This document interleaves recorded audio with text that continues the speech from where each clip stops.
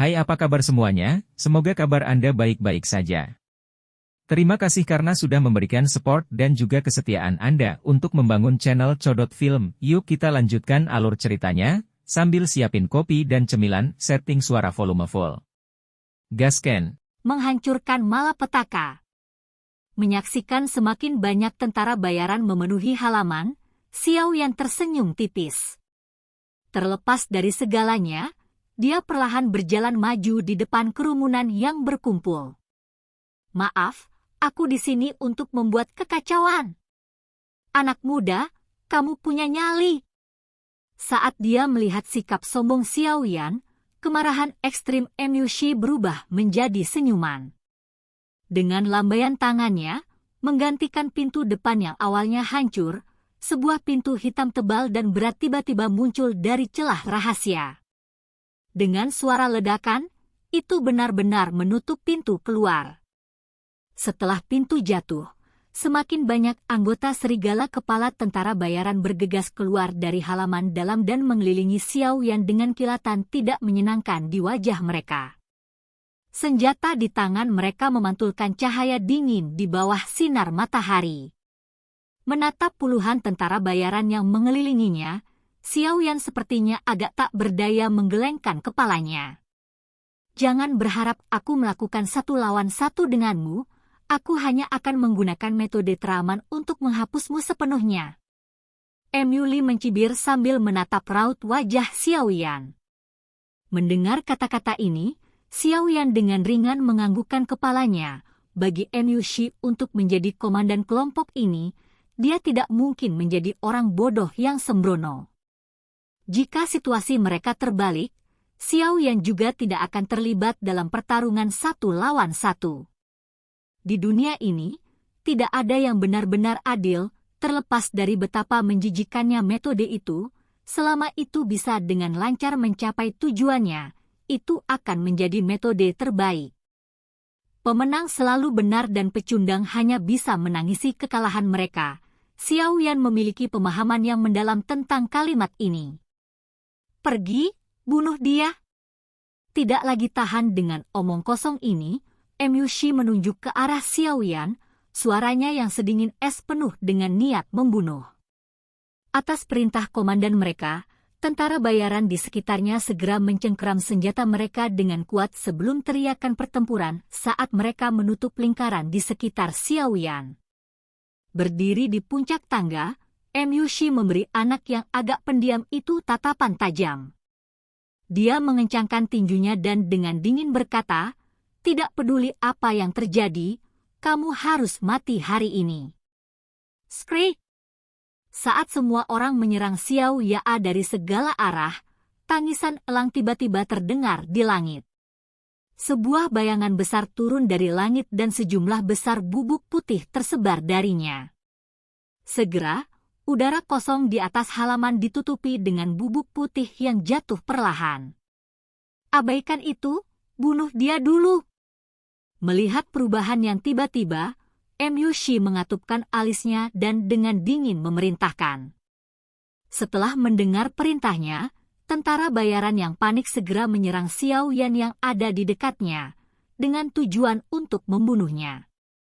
Xiao Yan menyaksikan tentara bayaran datang dari segala arah sebelum mengangkat kepalanya. Bubuk putih akan mencapai mereka. Menarik napas ringan, Xiao Yan mulai bertindak. Dia menurunkan kakinya dan tangan kanannya dengan erat meraih penguasa Xuan berat di punggungnya.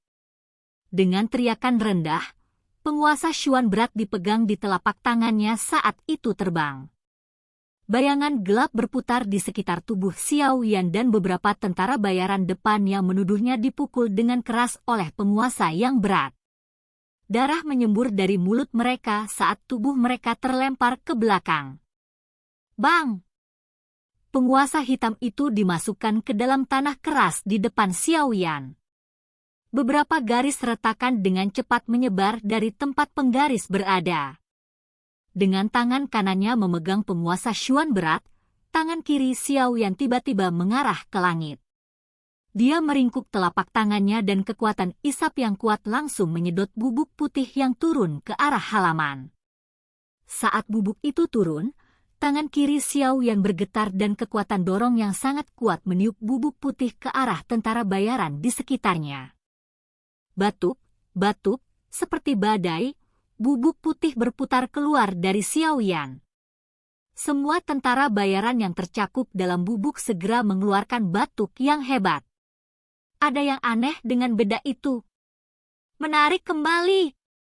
Di bawah kendali Xiao Yan, bubuk itu dengan cepat didorong ke depan Mu Shi. Ketika Mu Shi menghirupnya, wajahnya berubah dan buru-buru memberi perintah. Setelah mendengar perintahnya, tentara bayaran yang menyerbu secara membabi buta di bubuk yang tersebar dengan cepat mundur. Namun, mereka mulai runtuh satu demi satu setelah mundur sekitar 10 langkah. Hanya ada beberapa tentara bayaran yang kuat yang dengan goyah menahannya dan dengan cepat mundur lebih dalam ke halaman. Melihat bahwa hanya sedikit yang berhasil keluar dari udara yang dipenuhi bubuk, wajah Mu Shi berubah sangat suram. Angin yang bergejolak dan keras muncul di depannya dan bertiup ke arah bubuk yang menyebar ke arahnya. Ditiup oleh angin kencang, bubuk itu secara bertahap tersebar, mengungkapkan banyak tentara bayaran yang telah runtuh. Banyak erangan menyakitkan terus keluar dari mulut mereka. Mu Shi menghela nafas ketika dia menyadari bahwa kehidupan tentara bayaran tidak dalam bahaya. Dia mengangkat kepalanya dan menatap pemuda di tengah halaman. Dengan suara yang keras, dia berkata, "Bajingan kecil, beraninya kamu menggunakan racun. Kamu bisa memanfaatkan nomormu, jadi kenapa aku tidak bisa menggunakan racun?" Melambaikan kepalanya, Xiao Yan berkata sambil tersenyum saat dia menatap beberapa tentara bayaran yang tersisa. Sambil tersenyum, Xiao Yan menopang penguasa berat itu dengan bahunya dan mengambil 2 langkah ke depan. Namun, perubahan terjadi saat langkah keduanya mendarat. Salah satu tentara bayaran yang berulang kali mengerang di tanah tiba-tiba melompat berdiri. Pedang panjang tajam yang ada di tangannya membawa lapisan tipis doki saat itu dengan licik dan kejam menusuk perut bagian bawah Xiao Yan. Dihadapkan dengan penyergapan, Xiao Yan sama sekali tidak menunjukkan tanda-tanda panik. Dia dengan erat memegang penguasa Xuan berat dan meletakkannya di depannya, menutupi lebih dari setengah tubuh Xiao Yan. Di saat yang sama, pertahanan ini dengan mudah mengatasi serangan longsword. Dentang! Pedang panjang itu menusuk Heavy Xuan Ruler. Seketika, percikan terbang kemana-mana. Namun, itu bahkan tidak meninggalkan goresan putih pada tubuh penggarisnya. Setelah serangan diam-diam gagal, penyergap itu tidak terus maju. Dia menggunakan kekuatan mundur dari serangan itu dan dengan cepat mundur.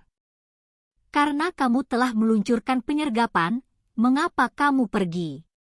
Xiao Yan diperingatkan dengan niatnya saat penyergap hendak mundur. Dengan tawa lembut, kakinya menginjak tanah. Dengan suara ledakan, tubuh Xiao Yan tiba-tiba melesat ke depan dan hanya berjarak setengah meter dari penyergap dalam sekejap. Sudut mata Xiao Yan membawa senyum dingin saat matanya bertemu dengan penyergap. Penyergap itu adalah musuh lamanya, Mu Li. Ekspresi Mu Li gelap saat dia melihat Xiao Yan yang berada di dekatnya dan ada kepanikan di bagian dalam matanya.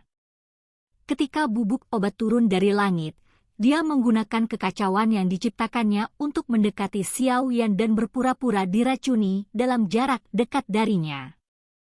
Namun, ia tidak menyangka aktingnya bisa dengan mudah dilihat oleh lawannya. "Lier, hati-hati!"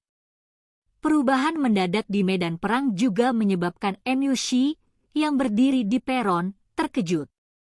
Ini terutama terjadi ketika dia melihat bahwa penyergap itu sebenarnya adalah putranya. Warna wajahnya berubah saat dia buru-buru memanggil. "TL," Lier mengacu pada Mu Li. Seperti yang disebutkan sebelumnya, R adalah istilah yang menawan. Sangat terlambat. Memberikan senyum lebat pada Mu Li yang mundur, Xiao Yan sekali lagi menginjak tanah. Sebuah ledakan terdengar dan tubuhnya dengan cepat muncul di depan Emily. Penguasa Xuan berat di tangannya membawa suara tekanan angin yang kuat saat itu dengan keras membuat ayunan horizontal ke arah dada Emily. Tekanan angin yang intens di depannya menyebabkan ekspresi Emily berubah sekali lagi. Sebuah kesadaran menghantamnya saat dia berkata di dalam hatinya, orang ini benar-benar bintang 9 doze. Pikiran itu melintas di benak Emily dan menghilang saat dia mengatupkan giginya.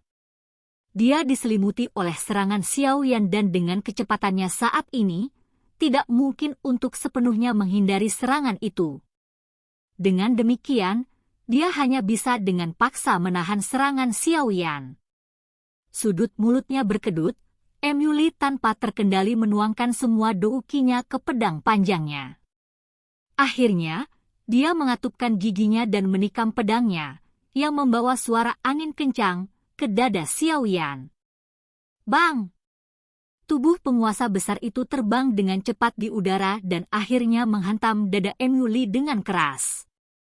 Segera, seteguk darah segar dimuntahkan dengan keras.